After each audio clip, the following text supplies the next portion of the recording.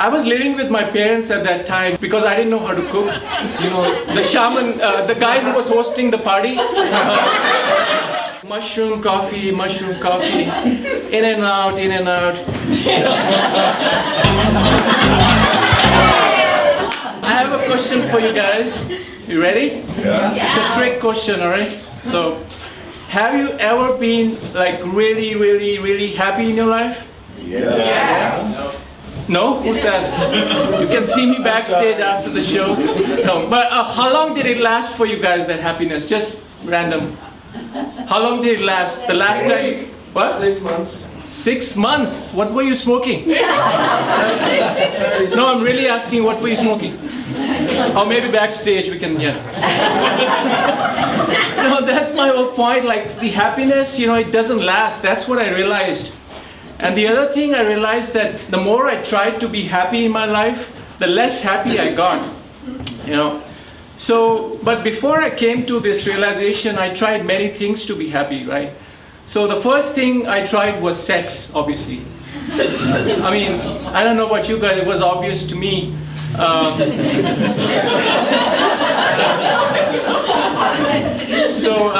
Yeah, I just tried, and then one day I realized, what am I doing? Like in and out, and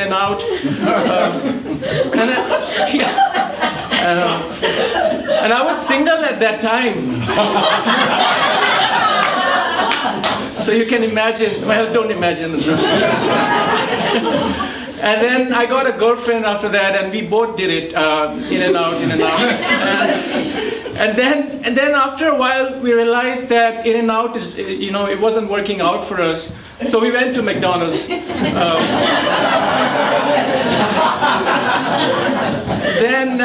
And then we broke up. What I realized, you know, what I learned from this whole experience is that McDonald's is a really good place to break up after really bad sex. Well, that's what happened to me. The other thing I realized is that sex wasn't working out for me. At least at that time, now it does. So I moved on. The next thing I tried to be happy was drugs, of course. I mean, well, I was living in India at that time, so I didn't have access to a lot of the good stuff. I mean, the hard drugs. For those who don't know what good stuff is. I tried, you know. So one of my friends actually, he told me about mushrooms. So he said if I eat mushrooms every day, I can be really happy.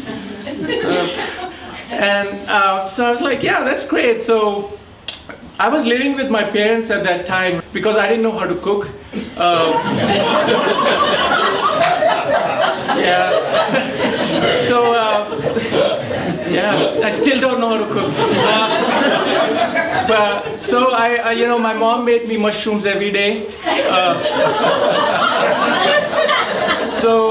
Yeah, I did that for 6 months, you know, mushrooms every day. And then I realized one day I was eating the wrong kind of mushrooms. Yeah, I was supposed to be eating the magic mushrooms, and I was getting my mushrooms from the farmer's market.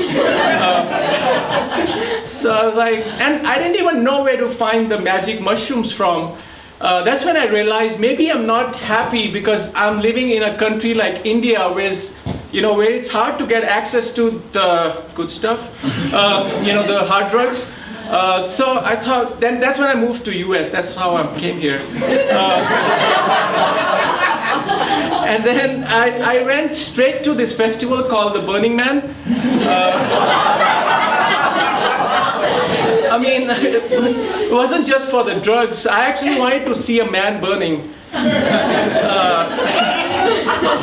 You know, it was ever since I was a kid, I wanted to see a man or a woman burning. I mean, I don't discriminate. It was really fun actually for a couple of days. Like, Burning Man had everything that I wanted, like art, music, sex, and drugs, of course. But then on the third day, I realized, you know, I started missing the 3 most important things in my life at that time. Like my bed, my shower, and my Wi-Fi connection. like, what am I doing here? Like, you know, this is torturous. Like, why am I being, tortured in this dirt and dust and, discomfort and chaos? Like, no, I was out of here, so I just left, and I started looking for the next thing that could make me happy. And then I found it. I found out about this 10-day meditation retreat called Vipassana. Some of you might have heard about it. And I thought it was really going to make me happy, but I got disappointed like one more time. Because as soon as I went there was a sign that said, we cannot give you our Wi-Fi password because we don't have Wi-Fi. It's like, and then it also said that if you really want to use your phone or the internet, just get the hell out of here and never come back again. I thought that was kind of rude, right? I mean, that's how they treat people there. Like they take away your phone, like they won't let you talk to anybody. Actually, you can't even look at each other. And then they give you food, like whenever they want, they just throw food at you. Like I'm not, it's like, this is torturous. Like, I don't want to stay here. This is not for me. So, but before I left, I wanted to give these guys another chance. Yeah, it was a spiritual organization, so I didn't want to just, keep them hanging there. So, I went to talk to one of the teachers there, the meditation teacher, and I was like, sir, I know this is a silent retreat, right? But why can't I use my phone, right? I can keep it on silent mode, and I can just quietly, silently use my phone, right? He didn't understand what I was talking about. Actually, he was silent for a while. And then he was like, son, we cannot let you use your phones because we don't want people getting distracted from the meditation just in case they decide to watch porn on their phones. It's like, what? First of all, I'm not your son, right? Why are you calling me a son? And then how is porn distracting, right? Porn is supposed to relax you, right? And it might even help you in your meditation. So I didn't get that point. And then he was like, no, this is not. And he didn't understand what I was talking about, so I just left. And then I was going home, I was driving back, and then I came to know about this underground retreat. It was like a ceremony going on with this plant medicine called Ayahuasca. So it's like, this was the next thing on my checklist which could make me happy. And I thought this is the thing, this is really going to make me happy. And it did, for a couple of days it did. Like I had my first shot. And that's what they call it, a shot. And first shot, I started seeing like angels and rainbows and stuff like that, exactly as they had advertised on their website. And then, I really recommend ayahuasca to everyone, but just one shot, because on the second shot, I started seeing demons. Have you had ayahuasca? You look really happy.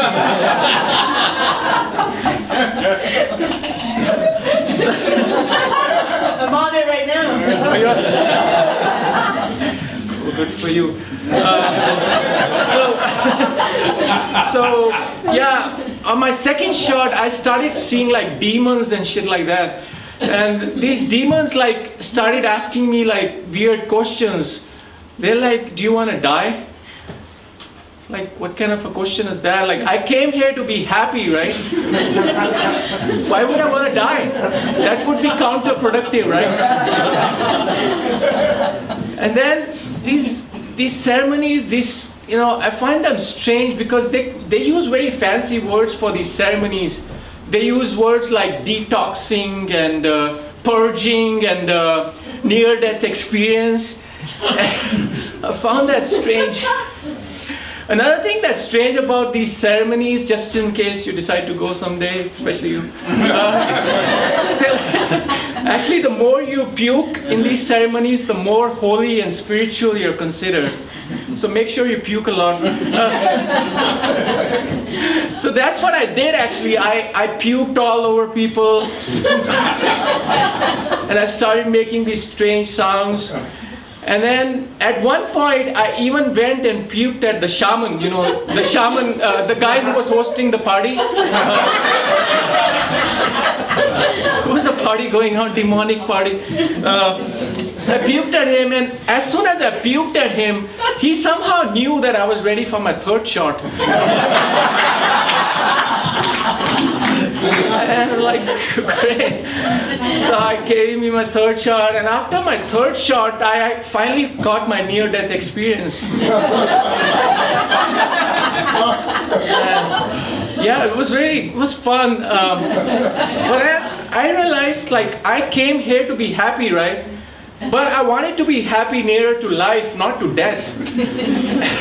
So I was like, I don't want to get tortured by these demonic entities anymore.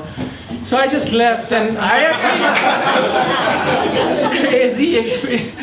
Actually, I won't recommend this to, ayahuasca to anybody, especially if you're allergic to demonic entities. So just don't go there. So I left, I went home, I was like, I'm done, I just gave up, like nothing is ever gonna make me happy. And I gave up, and then I went to Starbucks.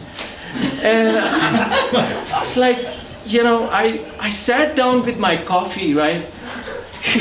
Like without any expectations, like I accepted my cappuccino unconditionally. I call it the unconditional coffee therapy. And I sat down, and that's when I realized, it hit me. It's like, that's what I need to do. I need to accept myself unconditionally. That's the way to be happy, right? I need to love myself unconditionally. And around the same time, I somehow, coincidentally, I also got access to magic mushrooms at that time. So yeah, it just turned out that way. So now, I just have my mushrooms with my coffee. It's a very good combination. You should try it sometime. It's fun. And then what I also try sometimes is, I dip my mushrooms in my coffee. And I just go like mushroom, coffee, in and out, in and out. That's what I do. So guys, I tell you, now life is magical and I'm finally happy. Thank you guys.